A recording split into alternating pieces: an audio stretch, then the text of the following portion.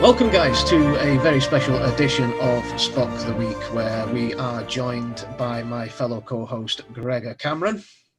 Evening, JJ. And we have some members of the Uss Alba crew with us this evening. We have John Hardy, who's over to my other side. There you go. I'll get this right one of these days. We have Lynn Cohen. And we have Robert Richard. So welcome, guys. Thank you very much for joining us on our third episode. Is this thing on? Hello? Yeah. You might want to edit that bit out. Yeah. So, guys, I'm going to hand you over to my co-host, Gregor Cameron, who is going to kick us off with our discussion this evening. Gregor, the floor is yours, please. Thank you very much, JJ. So welcome, first of all, to John, Richard and Lynn, your first time on Spock the Week. Hope you enjoy it as much as we've enjoyed the first couple of episodes. And, tonight we're doing a little bit of a departure from our normal structure on Spock the Week, based on the big and some would consider very exciting news coming out of the Star Trek camp in the last couple of weeks, and that's obviously the announcement of the new Captain Pike orientated series called Strange New Worlds.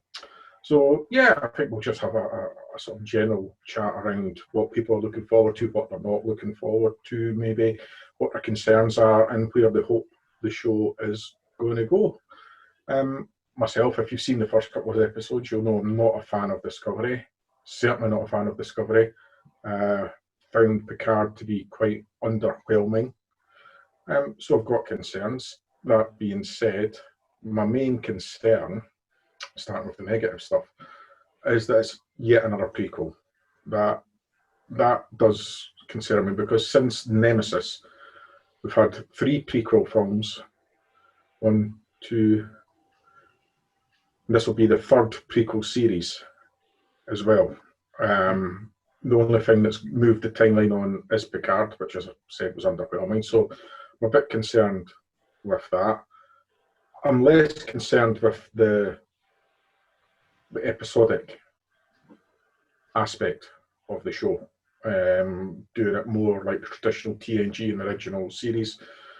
I don't much have a problem with Discovery actually being a story arc, or Picard being a story arc like some of the other podcasters do. I think there's either good writing or there isn't.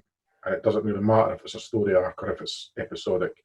The fact that they're going to make it a bit more optimistic, again, I wasn't too concerned. My criticisms of Picard and Discovery was, I didn't mind the fact that it was dark. There was other things that I felt were wrong with those 2 shows. But it's quite a departure from what the tactic has been, or what they've done with Star Trek so far, in the seasons, or the 2 seasons we've had so far of Discovery, and the season of Picard, making it darker, making it episodic, and looking, very much a different Federation, a different Starfleet.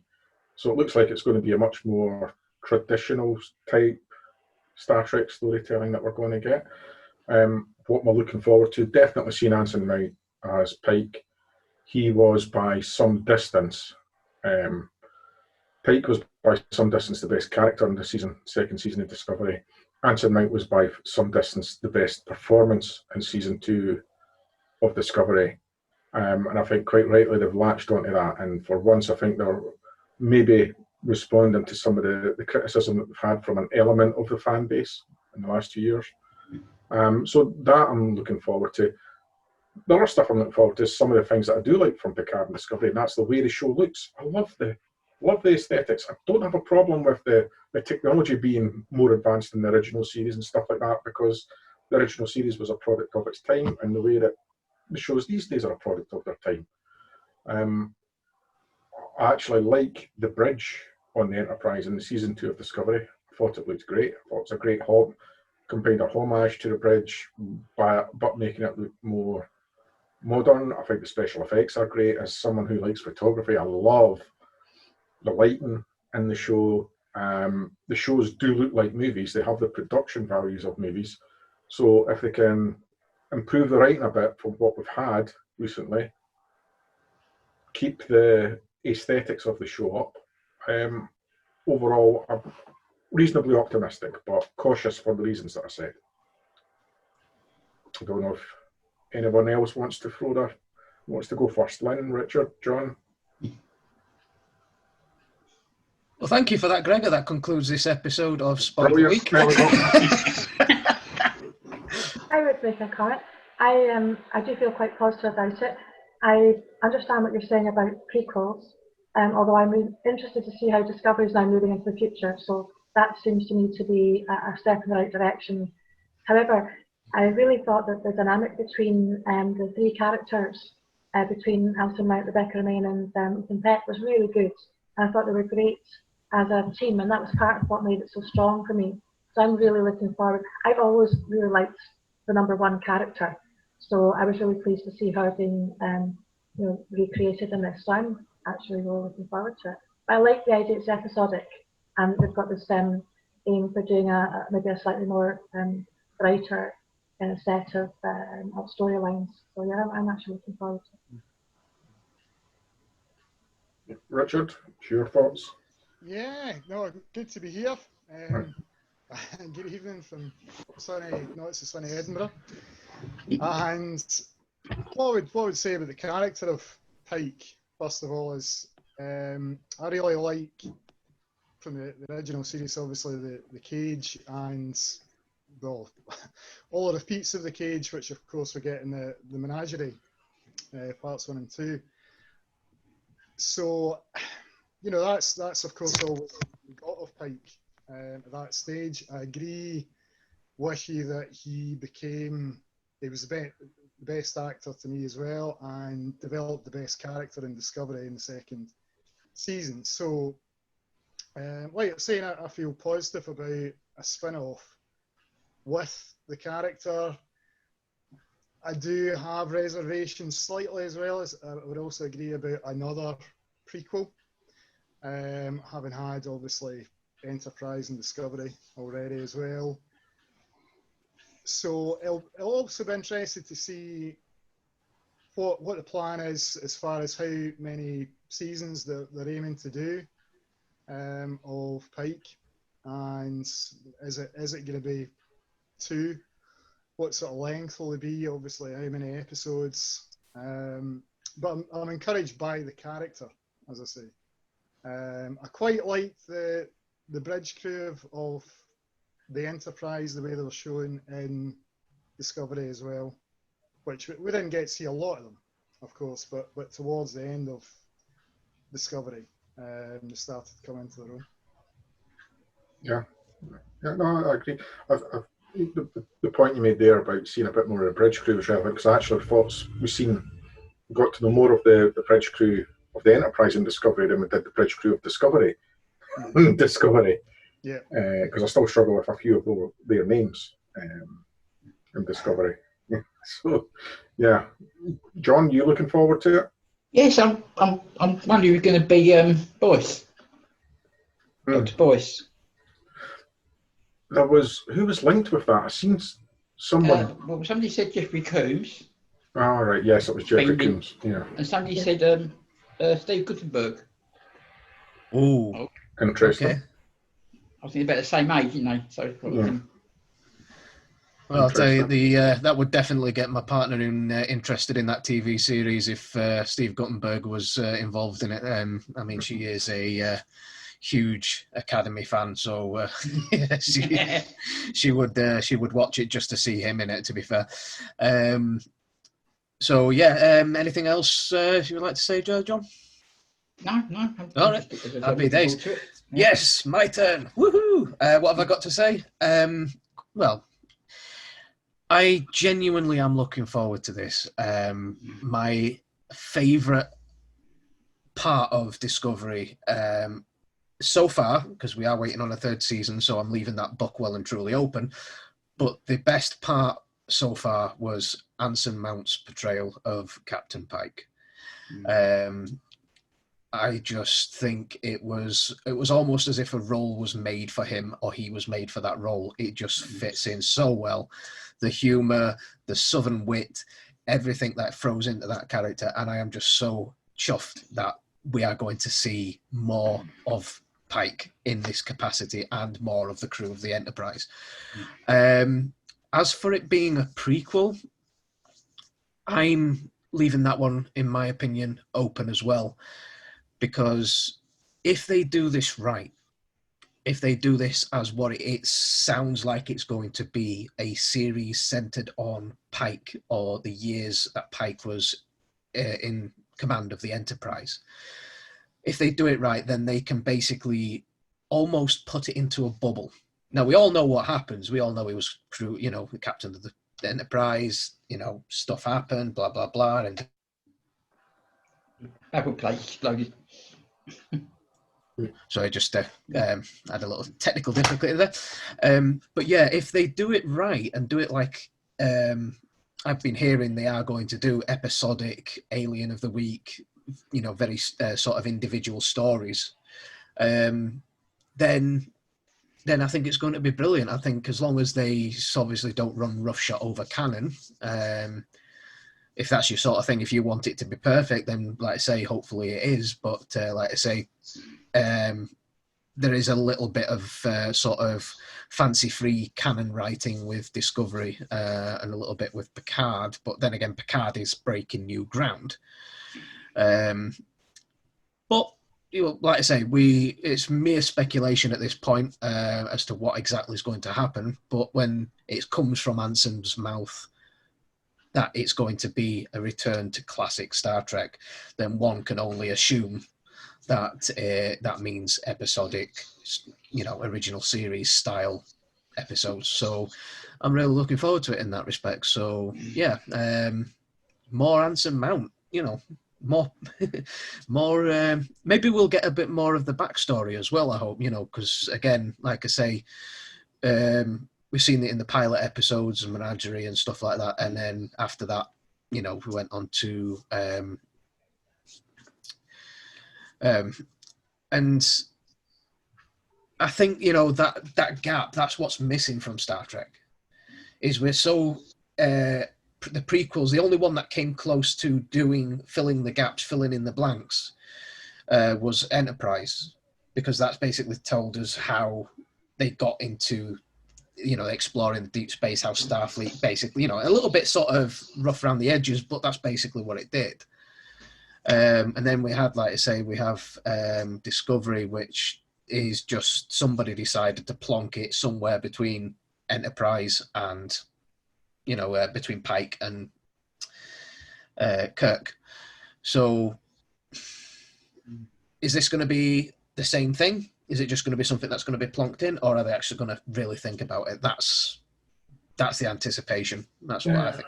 Well, Robert made a good point in terms of how many seasons are we going to get, because I think, and it ties in with your point about canon as well, JJ, because it must have a shelf life, a predetermined shelf life already, because we know what happens to Pike. They've already heavily played that card, as it were, in Discovery Season 2 by showing him his future. So I think I know they said it's going to be episodic, but I think there's an opportunity to have that in the background in every episode, and how is that going to affect his decisions in every episode going forward. I think it's going to put a different kind of pressure on the writers making it episodic. I think at times recently the writing has been lazy. I'm not going to get away with that in changing the story every week. In Season 2, bringing Spock back, while it kind of worked, it was also lazy. It was, clearly a trick to get the fan base engaged, bringing Pike back, bringing the Enterprise back, and Picard. There was things that went on that I thought was lazy, bordering on. That's a little bit of a cheap trick. You're not going to get away with that in an episodic series. So I think they were going to put the writers under a different type of pressure in this time. Will there be a mirror universe in the Pike season as well? Yeah, I mean, that's yeah. I hope so. Yeah, I hope so, and I hope they get it right when they do it. Yeah. The problem, I think, coming up with bringing the mirror universe into the Pike series, it would be good because it's something that has been the only one I haven't seen has a mirror episode in it is Voyager. I'm led to believe. I've never seen one in. No. TNG didn't have one either. Did TNG not have one? No. All right. No. There's a TNG comic. That's probably takes where I'm place. picking that up from. So you've got TNG and you've got so it's not a necessity. The risk, I believe, with a Mirror Universe episode or bringing a Mirror Universe arc into Strange New Worlds is they've already done it very, very recently in Discovery. So if they did it in Strange New Worlds, it to me would be a cheap shot. They've already done it. We're trying to get away from that a little bit, so let's not. The other one is they could quite easily, again, you're saying about lazy writers there, Gregor. A Mirror Universe is probably an easy way to get more series out of the character and out of the ship and whatnot. Because like you say, we already have a predetermined lifespan for Pike. So we already know it's only going to last a certain amount of time. So, doing a mirror universe runs the risk of them going, oh, we're in a mirror universe. What if you get stranded there? Boom, there you go. You've got a whole new linear line of, it's a bit like what they did with the J.J. Abrams movie, oh, well, all of a sudden we've gone through a wormhole, change time. Yes, we can do what we want. Yeah. And then they go and do a rehash of, but anyway, that's a different. That one. But that it just emphasizes the point that that's something I don't want to see them do that. I want it to be, as bittersweet as it may be, I want it to be that predetermined length, that predetermined time. Now, how you split that time up, that's how you will get your number of series. Because let's be honest, if you base it on a 5-year mission, there's 365 days in a year. There's 52 weeks. So if you do a week episode based on a timeline of a week in the ship's time, you've got 52 episodes there. So you can spread that over, and then you spread that over 5 times. There is the potential for it to have numerous seasons, possibly up to 5, 6, 7 seasons. But it's if they're going to do that, how they keep the momentum going. It's, that's going to be the challenge, I think, for the writers and for the showrunners of the Pike series. Yeah, I mean, I'm not a strict canonista. I think there is scope to make adjustments to the canon when it's done well. I think a bad example of that is the end of Discovery season 2. A great example of that is when the Enterprise did the 3-part episode Affliction, explaining how the Klingons lost their ridges. So when it's done well, and I think it's the same as the mirror episodes, JJ, because I understand your reticence to say because they've done them in Discovery. I actually think in season 1 Discovery, they were some of the best mirror episodes. Oh yeah, I agree, yeah. Of any series, I actually thought that worked, and I thought an interesting thing to have done with season 2 of Discovery, rather than the direction they went, would be what happened if they got Lorca back. So I mean, I think I agree with you. There's plenty of scope for them, given the timescales. It's what are they going to do with the story opportunities that they've now been presented to a fan base that's really hungry now for that type of storytelling. Is there anything that you particularly want to see from it, you guys? Oh, my prodding. I think you're trying to prod Lynn on my screen, but she doesn't look happy about it. I'm beside Gregor on the top, so all your things are going the wrong way, I think. I think we're going to have a little bit of a dance going on here at some point. Things are going the wrong way in more way than one. Oh, this is brilliant. So Yeah, well, seeing as I was trying to point at Lynn, I'll put you on the spot here a little bit, just give you a bit of a nudge, because you're right Well, there. that's actually, I like to see the progression of science worked out well in the stories. So I did like seeing Enterprise, how they were looking at the early space, and they were doing new things there. And then you have the Enterprise in the original series doing their 5-year mission. So I do like to sort of try to see things developing and to show how one thing led to the other in a way. So I would be really interested to see that done well. Mhm. Yeah.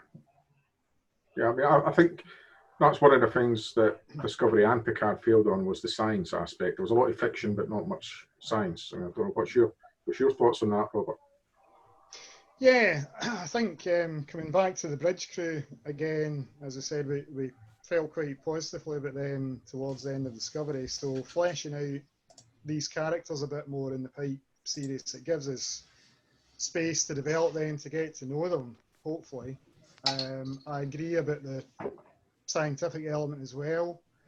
I think that it has a potential in this type of season to pick that up and run with it a bit more, or a lot more than, as you said, it's we've seen in Discovery and Picard more recently. So yeah. And what about you, John? If there's a young Yeoman Rand on the Enterprise, I don't think it would be that. serving with number one and serving with Pike and young Spock, who would you like to play the young Yeoman Rand if they appear? Probably, I don't think Yeoman Rand was that time. It was more Yeoman Smith. But if you say young Jonas Rand, I'm trying to think who they could have. I don't know. It's hard to say. But what I'd love to see is bringing. I know he's coming back in, you know, bit on in the series. Kirk. Bring Kirk into it somewhere along the line. You know, different when they transfer command over to Kirk, and he gets to promote to fleet admiral, fleet captain. Yeah, That one. Yeah. I mean, That would be good, but it's the hard thing with that is finding the right person to do it. Yeah. I mean, I know Gregor doesn't like me talking about JJ Trek or Jar Jar Trek, or, you know, as he likes to call it. But the good thing about that was they got the right actors to play the parts. I mean, Chris Pine as Kirk, I mean, he plays it brilliantly. And Carl Urban. And Zachary Quinto and everything, the whole lot of them, every single cast in those films was spot on. The problem is that he would be an ideal candidate to play the part. The only problem is that you have, you know, two different, you know, studios, you know, two different studios, and it's highly unlikely that, you know, one will let the other, you know, go. So that's who I would like to see play that part, but I know it's unlikely to happen. I mean, I think the difficulty with bringing Kirk into the new series is it is meant to be Pike's Enterprise. Yes, that's true. You know, and I think introducing Kirk, albeit a young Kirk, a first officer Kirk or whatever, I'm talking about the end of the series. It's treading on the series' toes. You know, Kirk's had his series, but he's had 6 films. Does he need to be in this one? Yeah, I'm talking about at the end of the series when she finishes. Yeah. So when he finishes, transfers over command to Kirk, and that'd be that. There will have to be a transition, because you know it's going to end at some point, so there has to be. And if it's done well, he doesn't actually physically have to appear. If it's done well, then it can be done purely through writing, CGI, and all that. It can be done that way. But yeah, it's sort of like you say, John, it's something that will have to happen at the end of whichever series they decide to end it on. Wonder if it'd be after Discovery or before Discovery, you know, before we went to Talos 4 or after Talos 4. Yeah. Well, we touched on Talos 4 in Discovery Season 2, didn't we? Yeah, so I wonder if it'd be after Talos 4. Or well, he's already been to Talos 4. Yeah, I know. So the cages happened in Discovery. Yeah.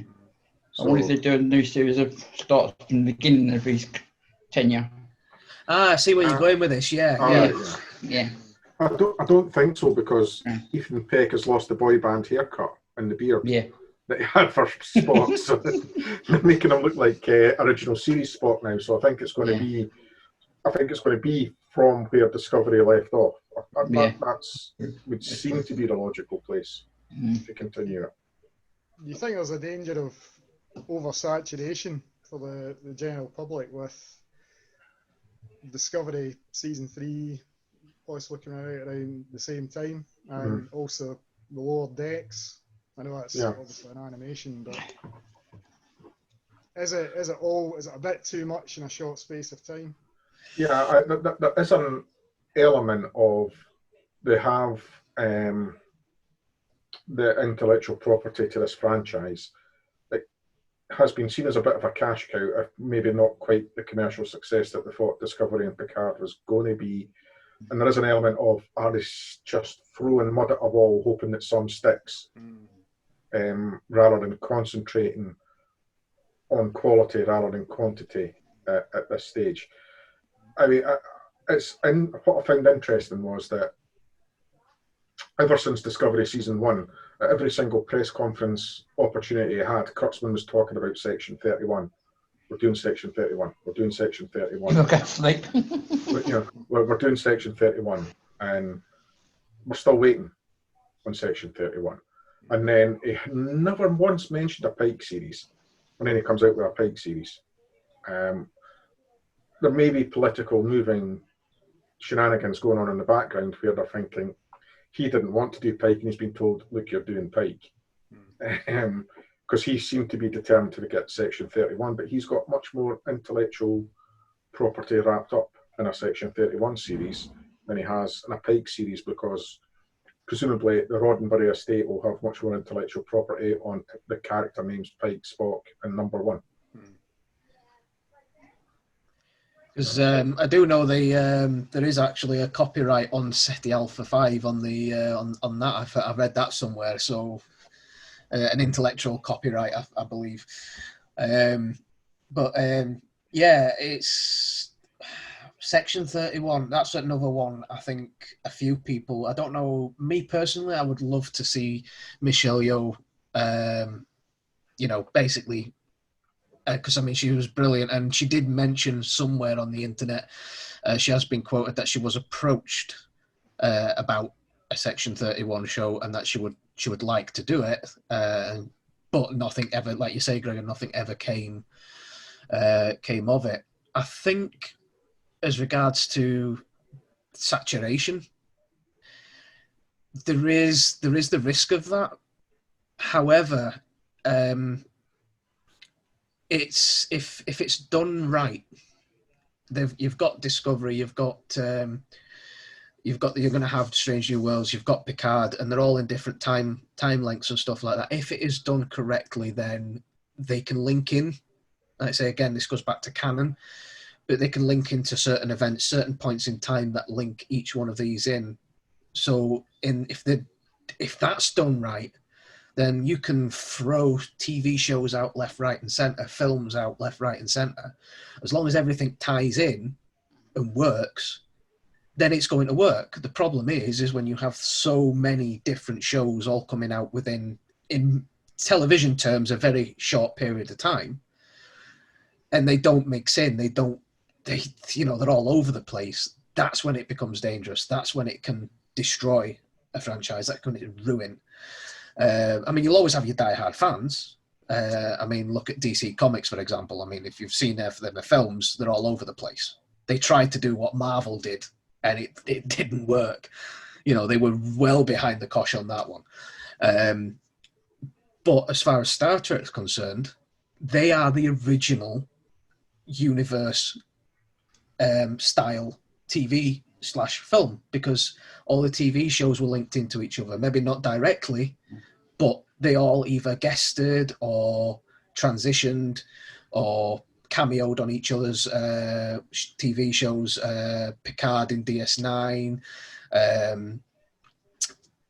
Trying to think of who else. Voyager and DS9 as well. Voyager and DS9, TNG and DS9. There's so many. It's you can but that's what they have that. So if they can do that with modern CGI, modern technology, video filming, all the stuff that they have at their disposal now that they didn't have in the 70s, and the 80s, 90s, 60s, 80s and 90s, whatever. They have the opportunity to make something really, really good. Cinematic television. I heard somebody say it, record, and that is something that we as fans should be looking forward to.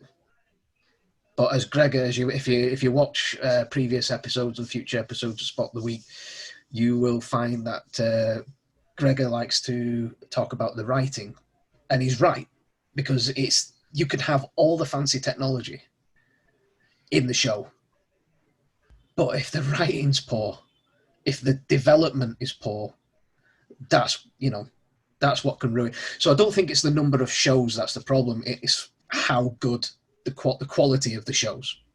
Lynn. Yeah, I just going back to what you were saying about, so Section 31, for example, I never really felt that there was the same fan response to that as to the response to Pike at the end of Discovery. Mm-hmm. There was a massive response by the fan base. And in actual fact, I felt that Michelle Yeoh's character as Philippa Georgiou in the Terran universe was a much stronger character. If they were going to develop her in anything, I would rather have seen her doing something back in the Terran Empire. I had no interest whatsoever in Section 31, to be frank. I didn't like that side of it at all. It didn't have the ethos of Star Trek behind it that I've enjoyed, the positivity. So that's how I felt, was that there's not been this positive reaction to, I think Michelle Yeoh is fantastic, but I liked her over in the Terran Empire. Yeah. I mean, I think the problem with Section 31 and Kurtzman's Star Trek is that they have been like the KGB. You know, they're up front. You know, if you look at season 2, you had Shazad Latif, a member of Section 31, observing everything that happened on the Discovery Bridge. A bit like you had the KGB officer in The Hunt for Red October on the submarine. That was never the way Section 31 worked before. You know, Section 31 was Agent Sloan turning up secretively in Bashir's bedroom. They worked in the shadows. No one knew who they were. No one didn't even, admirals didn't even know they existed. It was just a rumoured organisation, and an enterprise with Malcolm Reed being a member, and then being a sleeper agent and having his commission reactivated. You know, that was the way Section 31 worked. In Discovery, you get the impression that Section 31 controls Starfleet, and that couldn't be any further from Roddenberry's vision, or indeed any image that we as fans ourselves have of what Starfleet and Star Trek is. But it seems to be something that Kurtzman and JJ latched onto, particularly JJ in Into Darkness with the Dreadnought and that, and then Kurtzman's picked up that baton and ran with it. And I'm not sure that, like you, Lynn, I'm just not sure there's a hunger to see that version of Section 31 in a Star Trek series. Yeah. Has it become almost a bit more militaristic then when it's going down that route? I mean, it's obviously a secret intelligence agency, but yeah, we had the Makos and Enterprise, which obviously some people liked, some people didn't.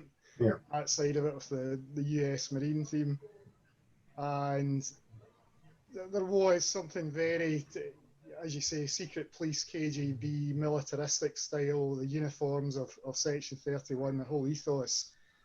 And it is a departure, clearly, from traditional Star Trek to have that. So did it start in Enterprise, and has it rolled from there? I don't think it's, I mean, obviously Section 31 featured in Enterprise, but very much in the Deep Space Nine way of working in the shadows, and you know, no one knowing who they were. But that's not the way it's worked under Kurtzman. You know, they walk in with their Section 31 badges and their Section 31 uniforms, and we're just here to observe. It could be a bigger departure if you tried from what Section 31 was. Because, you know, Cisco thought it was just a joke. You know, but there's no Section 31. What are you talking about? You know, so it's like, I mean, so yeah, I agree with you, Lynn. I don't think there's a thirst to see this type of version of Section 31 in a TV show. I think you could do an interesting Section 31 series, just not that one. It's with the Section 31. I mean, they missed a trick. Like you say, I mean, this was the first time we see Section 31 or the badges and stuff like that. It's so in your face, so obvious to the audience that there's some form of organization within Starfleet or whatever that, you know. For me, I would have enjoyed the Section 31 element a lot more if they'd used dramatic irony a lot more. Now, just for anybody that doesn't know what dramatic irony is, that's where you as an audience member knows what's going off, but the characters you're seeing on screen don't. And it's so obvious to us, and it's so obvious to the other members of the crew, because when they come off the shuttlecraft and the prisoners, they bring them off, and Burnham's there and the other guys, and they're mentioning the black badge. You know, they don't directly refer to it as Section 31, but they reference the black badge. Now, that to me kills off the dramatic irony, and that spoils it. That makes it too obvious. Now, if they did it in such a way that we knew that these people were something, you know, untoward, something clandestine, and they kept it that way, it would have been more interesting, and, like, you know, it would have fitted in better. Like you mentioned, Bashir and DS9 and stuff like that, they worked in the shadows. We've obviously got to know that they are there, but that's what spoiled it for me. I mean, purely my interest in the Section 31 show is Michelle Yeoh. Now, they can bring her into something, maybe in the future, but I do kind of agree with Lynn. But on a side note as well, I think an entire series based on them, I don't think it would really, really work. I think it was just a case of, oh, what shall we do? You know, let's this best Discovery. Yeah, let's make a show out of that. And like you say, there was a bigger response to, you know, the Pike, because everybody was calling for it. As soon as Pike came on the screen, Anson Mount, you know, came off, you know, onto the screen, everybody was saying, we want him in a series. Give him his own series. We want to see more of Pike. And he did steal the show on Discovery. It really did.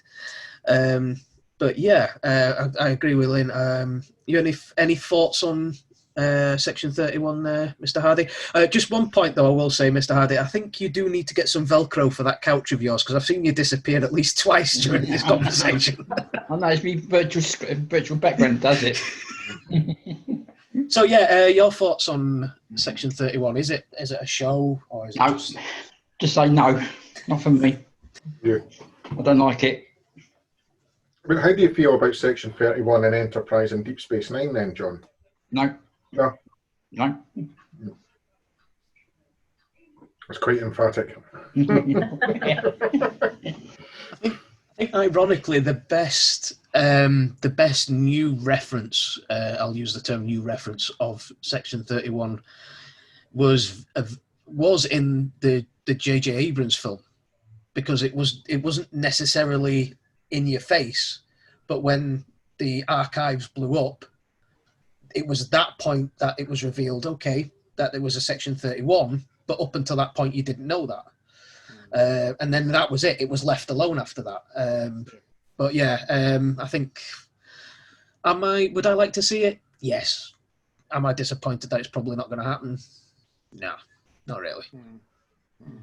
I mean, I think there's things that could, I mean, it's an interesting thing to take the Emperor from the Terran Empire into the Federation story. Yeah. I think there's interesting things they could do with that. But Section 31, I'm not convinced. You know, and I think Mirror Giorgio is a great character. They've got a great actress to play her. And one of the things about New Trek is the caliber of actor that they've been able to attract because of the budget. You know, when TNG started, they got an unknown Shakespearean British actor. You know, that's not been the case with the new series. You know, they got Jason Isaacs in for Discovery, so they've been able to attract some, you know, really big names. You know, so long may that continue. I mean, I hope they've discovered new talent as well, but they're just not making the most of the opportunities that they have, I think, in the new series. Yeah. However, I would add, I really like Star Trek when it's done in series as a TV show. I think it's really suited to that. I prefer the TV series to films, I have to say. I mean, I've enjoyed the films, but I just find the series, I enjoy following it over a longer storyline, whether it's several stories in a row as episodes or if it's a longer story arc. But for me, I'm just very happy that they have been sticking to the TV show formats. Yeah, I don't have a thirst to see any more films. I think TV's where it belongs. And certainly modern TV, it's ready made for it. You know, Well, particularly like you're saying with the higher budgets as well, you're getting fantastic quality, but in the format that really suits the whole story. Yeah, you know, when you think back, I mean, because obviously you and I watched most of Deep Space Nine together a year or two ago, and you had never seen it, had you? I hadn't seen it all the way through. I'd only seen, and certainly I hadn't seen the end. It was fantastic. And yeah, when you look at that storytelling, particularly from season 4 onwards, and then those last 10 episodes beginning with Penumbra Part 1, I mean, imagine doing that with the budget Discovery had. I mean, Ira Stephen Bear must be, you know, oh, wow, I wish I had that budget. Imagine what I could have done with that budget, you know. But then Ira Stephen Bear was a writer and a storyteller first and foremost. And that's why Deep Space Nine worked. And that's why, ironically, Deep Space Nine is working with streaming services because people can go, you know, next. Is there an element whereby start with the budget and the graphics and the film style of Discovery in particular, that Star Trek's been trying to catch up to fit in with the way that TV's made now, obviously, with that sort of colour and drama? Well, that's a good one. I personally feel that they are trying too hard to throw the visual effects in, right? I mean, like Gregor mentioned, they have huge budgets. I mean, they're now getting cinema quality viewing, as in terms of the effects and the sets, the production and stuff like that. They're getting all that because of these big budget streaming services. They're getting that, but because they are getting that, they seem to be. I mean, I'm not saying this is a bad thing because I thoroughly enjoy what we've been given, but they're relying too much on the visual effects of it and letting the story sort of tag along the back. I mean, I think, to be honest with you, I think why Deep Space Nine was such a good story arc and was such a good series was because they had to rely on the story and the acting and the performance of the actors more than the visual effects. I mean, they were good for the time. I mean, you know, Deep Space Nine, Voyager, and stuff like that. They had some of the best, graphics that they could get for Star Trek at the time they were filmed. But like I say, the story was, you know, that had to work, because if that didn't work, then whereas with modern stuff, not just Star Trek, but any TV series, if the storyline doesn't quite work, then they can just throw in a few lens flares here or there, and you know. But yeah, I do think it's something that they need to be careful of, you know. The aesthetic should be there to complement the character and the story. And I think a good example of that are the Marvel films, which have huge budgets. They look great. Their cinematography is fantastic. But they wouldn't diminish all that much if the special effects weren't that great, because you you learn about Tony Stark, you learn about Steve Rogers, you get to like those people. It doesn't take the audience for idiots in the dialogue. There's a lot of implied stuff in terms of where the animosity comes from between certain Avengers toward each other and jealousy. So yeah, I mean, if they had less budget, they'd maybe have less special effects shots. But would that make Steve Rogers and Tony Stark any less interesting? No. Well, exactly. You've hit a good point on the head there. And I think, to be honest with you, I think there's been a little bit of a sort of rush to get new stuff out. And I think now they're starting to listen. I mean, the Strange New Worlds is an example of the fact that, I mean, I don't know if it's because of the fans they're doing this or if they had this planned from the get-go and we just happened to get it right.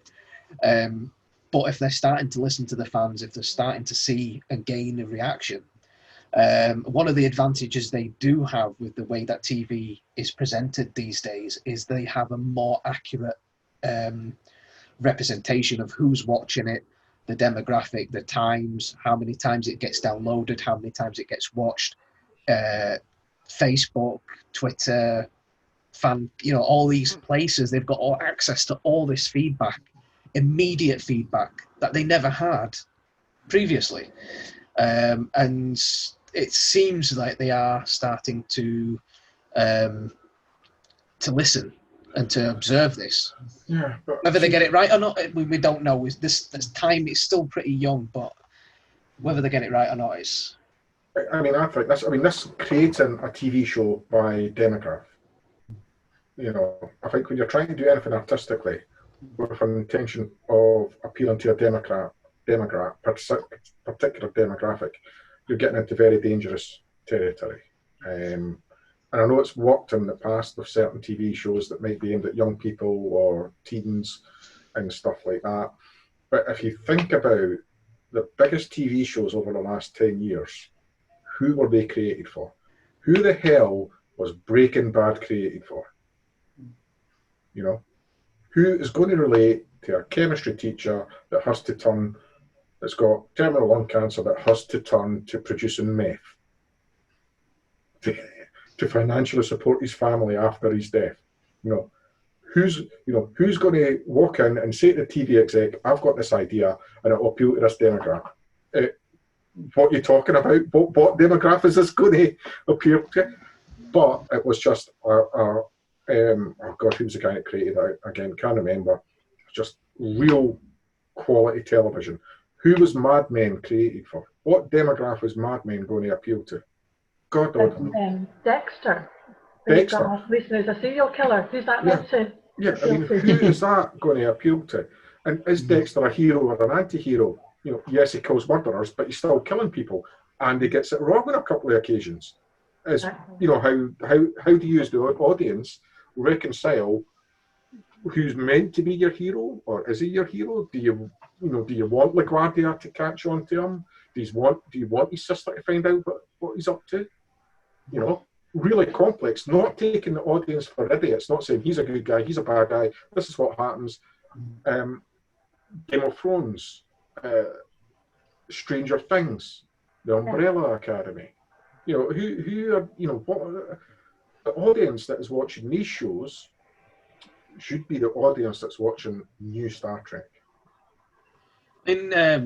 Just a quick example. I mean, one show that has exploded in popularity since it started. No, I'm not going to talk about Games of Thrones. So if that's what you were hoping for, it's not happening. The Walking Dead. Now, the reason I bring this up is it's a very specific genre. And it's the apocalyptic end of the world zombie movie, But considering that's the idea behind it, you don't see a lot of that. And the core element of it is the dynamic, the group dynamic, the character dynamic, the relationships between the characters. And I've watched it from the start, and I love every minute of it because of that element to it. And like I say, that's an example of where when you go for a certain demographic, and you do it well, you do the storyline, again, going back to what I was saying earlier, it can grab the audience. You do need to, with the way TV is now, you do need to have to aim it somewhere in order to get people to, at the corporate level, to say, yes, we're going to do it. Because you walk into an office in Hollywood and say, I want to do this. Right, okay, where's your, where's the money going to come from? I'm not going to file millions of pounds into this if I don't know if I'm going to get anything back. So that's unfortunately the nature of the beast. But if it's done right, you can. I'm not a horror fan. I've never been into zombie films or that kind of. But I love The Walking Dead. So if these shows that we're coming into are aimed at a certain, like obviously they're aimed at this new one, it looks to me like it's aiming at the traditional Star Trek fan. But in doing that, they're getting the excitement up. They're getting the people are talking about it. It's all over the internet. And then people are going to go, oh, I wonder what this is going to be. Oh, that looks like it might be interesting. And that's how it goes. I think they do need to sort of throw some elements in there to grab new audiences, but not at the expense of what we know and love. Just make it good. Yeah. I mean, let's be honest with you. I mean, throughout the years of every single Star Trek series that's ever been before has had its critics, has had its naysayers. Yeah, TNG, it's not Star Trek because it's not Kirk. Deep Space Nine, it's not Star Trek because it's on a starbase. Enterprise, I mean, the big one with Enterprise was the theme tune. Everybody, it happens every time. So who's to say it's not going to happen? I mean, in years to come, who's to say that what we're getting now becomes, popular, almost cult-like? I mean, like you've said in the past, Gregor, about Enterprise, that didn't really start to get good until season 3 or 4, and then season 3, right? Season 3. Episode You know what I mean? 1, season 3, off it went. Yeah. Brilliant. Oh, So- it was excellent. Yeah, it was great. But just make it. The writers have been given a gift. They have a universe that's been built for them. They've got historic characters, values. The Roddenberry box, the writers used to call it, and there was room for manoeuvre in the box, and there was room to do stuff that was different from time to time, if it respected the Roddenberry box. And that's what Rick Berman and Ira Stephen Bear and Michael Piller and Mari Koto, the really great showrunners in the previous series, that's what they knew, and that's how it worked. But Alex Kurtzman seems to have come in and determined to put his own stamp on it, which is fine, but he's not produced a top quality product. And as I said on an earlier podcast, JJ, in 2020, I do not subscribe to TV shows taking 3 seasons to get going. No. Nobody watched Stranger Things and went, this will be brilliant come season 3. Nobody watched it.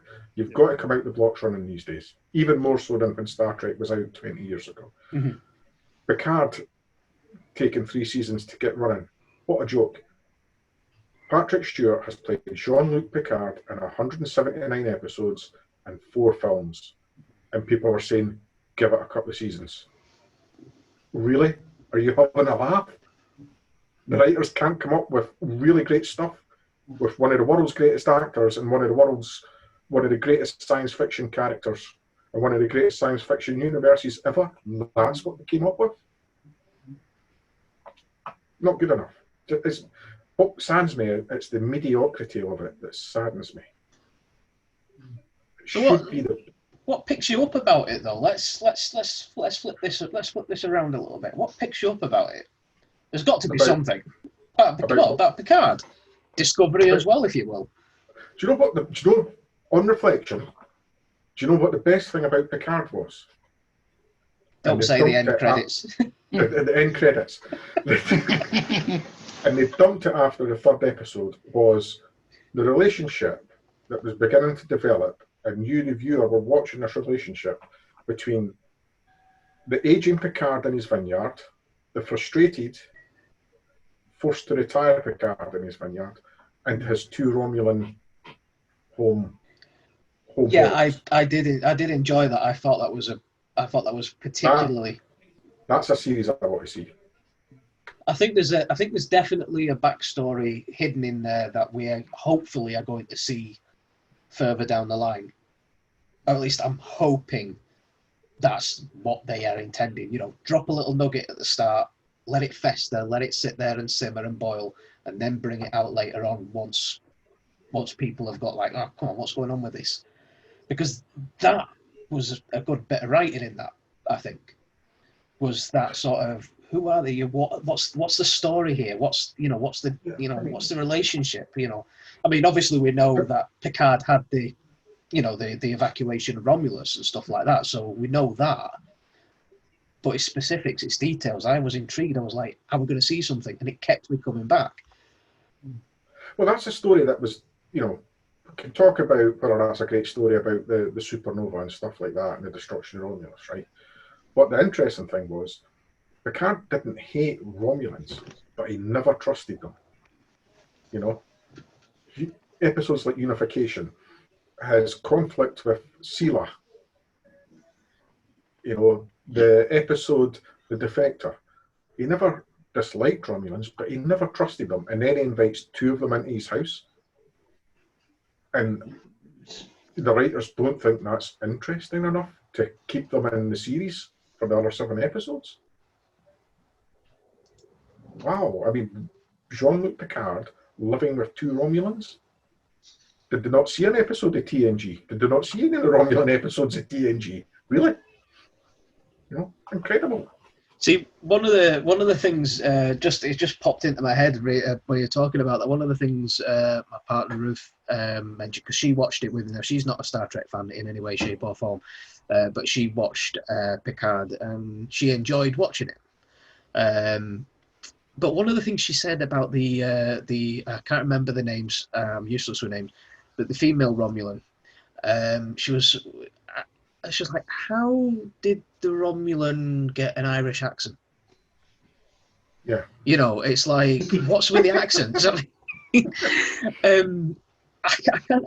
To be fair, I was like, I don't know how to come back at that.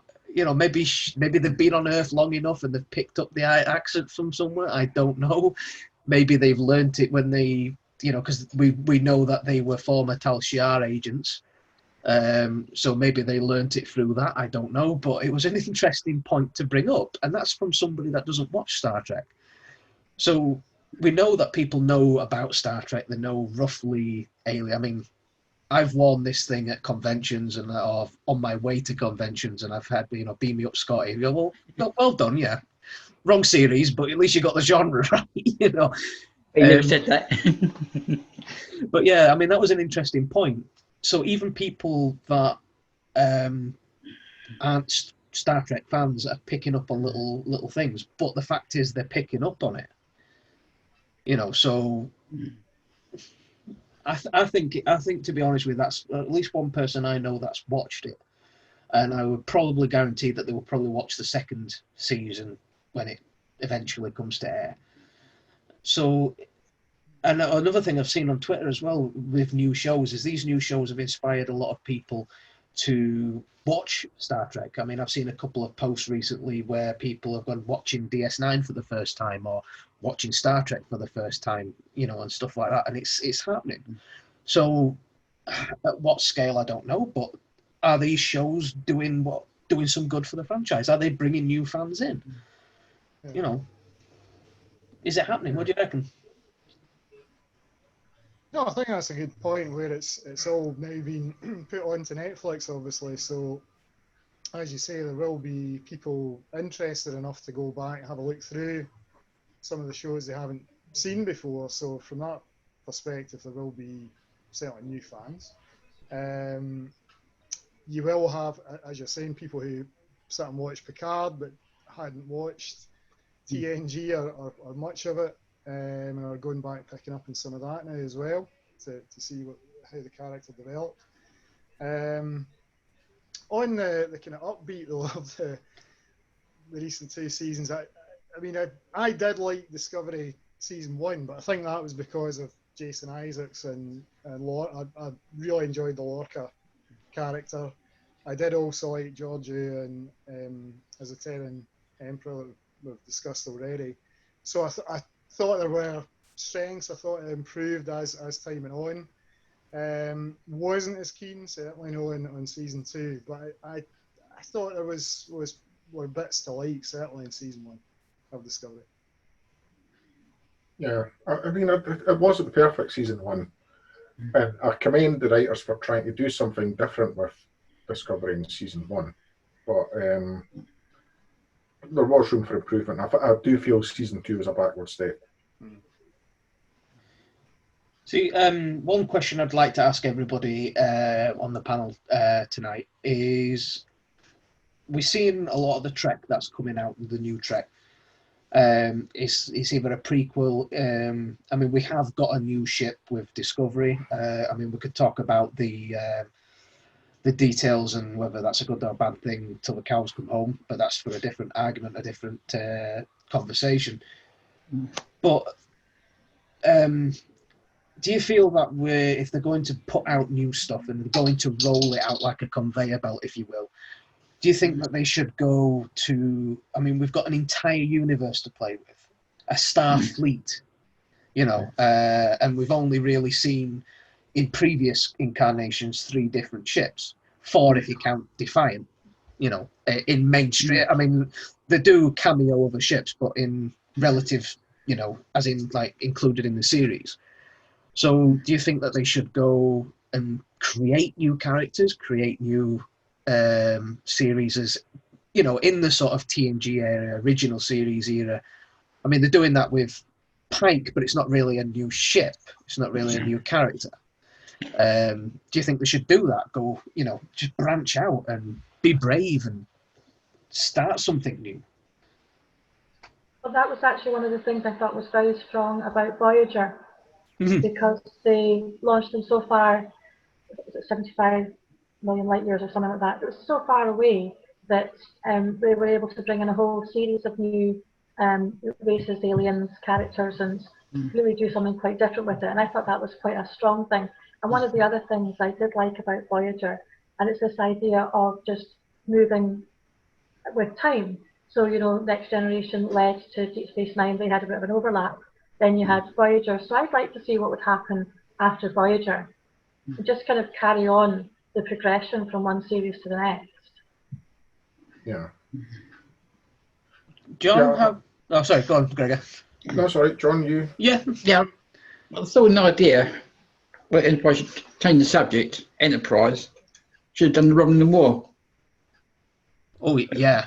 I've done the Klingon War, want the Romulan War. Yeah, maybe Enterprise would have done the Romulan War if it's not been finished prematurely. But, yeah. Do you think Sorry, do you think it would be a dangerous game to go back to that? I mean, I know you're not a fan of prequels there, Gregor, but do you think it would be sort of tempting fate to do either a film or I think it would make a good film, I think. You know, it's definitely a subject for a film, but I don't know about a TV series. But I mean, I don't know. I mean, it's not that I'm not a fan of prequels. I'm just not a fan of too many of them. And not too many of them work out well.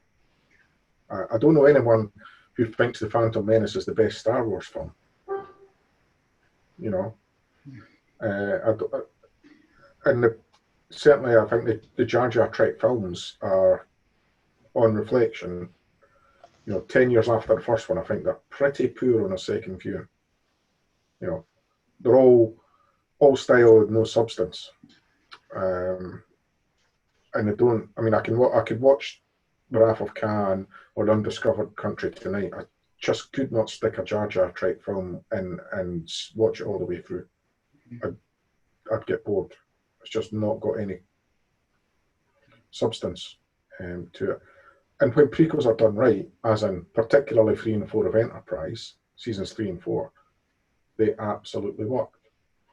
And we have seen elements of Discovery that work, but unfortunately there was more, for me, there was more elements that didn't. I agree with you, Robert. Season 1 was better than season 2. So The Romulan War, I think, would have been good, and I think maybe Enterprise might have gone into that territory in seasons 5, 6, or 7 if they were given the chance. Yeah, Lynn, I'd like to see what happens next. I'd like to see what happens after the Romulan coup in Nemesis, after the Dominion War, when the Dominion surrendered. I'd like to see that. Should that be in a ship? Should you know, we're going to get that with Enterprise, obviously, but as you say, JJ, it's not a new ship. But should they be restricting themselves to a ship when, after nearly 800 episodes and 13 films, they have built this huge universe of potential storytelling? You know, so I'm not averse to seeing another series on a ship, but I don't think they should restrict themselves to it. Look at Deep Space Nine is my favourite. From season 4 on, they managed to mix the Star Trek universe, the wider Star Trek universe with the Klingons and all that, a story arc, and put in standalone episodes. You know, if only they could do that now to that standard. That's the one thing I wish they could do now. And one of the things I'd like to add to that, I've read quite a lot of Star Trek novels, and I love how much they can go into depth. And one of the things that some of them do is totally concentrate on a different race. So you have books that are specifically set on Romulus, and they're looking maybe at a deep cover agent who's living in the Romulan society, or you have a book that's entirely set in a Klingon world.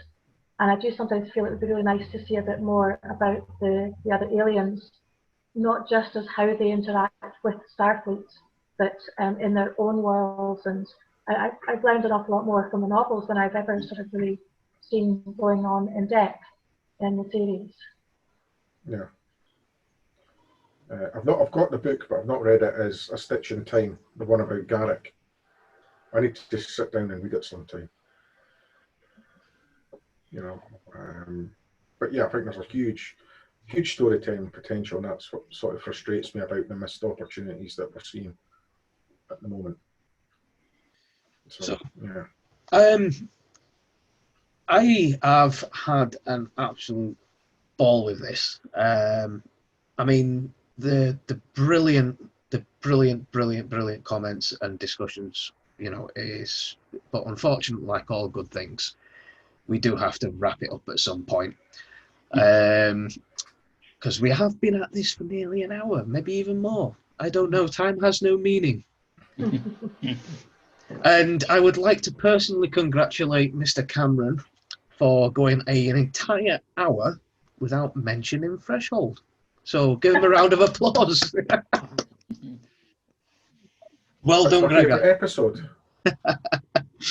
Greatest episode ever. But yes, guys, we will bring this to a close because, like I say, we could spend eternity talking about all elements of Trek, new and old. But like I say, we do have to put this up onto YouTube, so we don't want to bore everybody to death after 3 hours of. Speak for yourself. So with that in mind, guys, to everybody watching, to our regular viewer, welcome back. If you made it this far, fantastic, brilliant. You win a prize. You get to see the next episode when we release it. I'd like to thank Lynn, John, and Robert for joining us this evening. It has been an absolute pleasure to have you guys on. And we do hope that we can get, you're more than welcome to come back. We will do more of these roundtables in the future. Even if you want to come on and join us for empathic episodes or anything else that we do on Spock the Week, if you haven't seen any of it, go and check it out, guys.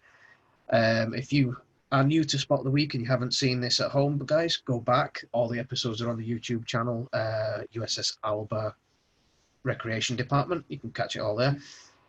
So I'd say thank you again, guys. Thank you, Gregor, for not mentioning Threshold. Flashback. So yeah, guys, any final thoughts before we wrap this up? Yeah, what's that episode where the salamanders are on the planet at the end? Oh, yeah, somebody might have. Threshold. Yeah, there you go. There you go. I'll let you have that one. So any final thoughts, Robert? Yeah, no, thank you. Really enjoyed it. Really good discussion. It's good, as I said at the start, good to be here. John? Thank you. Yeah. I get best watching Space Force now. Oh, yes. Steve Carell's at it again. Lynn? Yeah, just thanks very much for arranging it. It's been really good fun taking part. I like the format of having a subject for starters. Oh, And dear. look forward to many more. Okay, No, guys. Yeah, thanks for having you guys on. It's great to hear different opinions about various aspects of Star Trek. Diversity is what it's all about. It is indeed. It is indeed. Right, guys. So myself and Gregor are on Twitter if you want to get in touch or just have a wee chat. We also have the Spocktheweek Twitter account as well, which will also, and these will be displayed at various points around us as we speak. If Lynn, Robert, and John have any Twitter handles they would like to share with us, they will also be displayed. If they are not displayed, then that's perfectly fine. At the end of the day, you can, it's all good. So thank you for watching, guys. We're going to sign off. Live long and prosper, and we'll see you again soon. Yeah.